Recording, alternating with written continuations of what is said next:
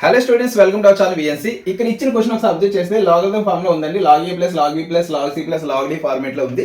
So ఎప్పుడైనా మనకి logarithm లో ఎడిషన్ ఇచ్చేప్పుడు మల్టిప్లై చేస్తాము.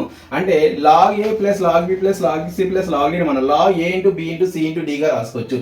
సో ఆ ఫామ్ లో అప్లై చేస్తే log tan 17 degree into tan 37 degree into tan 53 degree into tan 73 డిగ్రీగా రాసుకోవచ్చు.